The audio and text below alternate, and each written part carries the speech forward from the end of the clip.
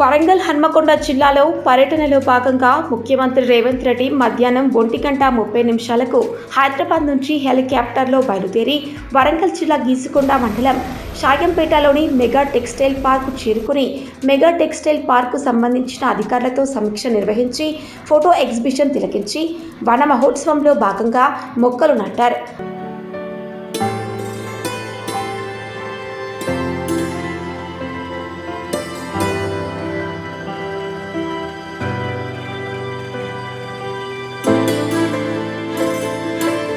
అనంతరం వరంగల్లో నిర్మిస్తున్న సూపర్ స్పెషాలిటీ ఆసుపత్రిని పరిశీలించారు.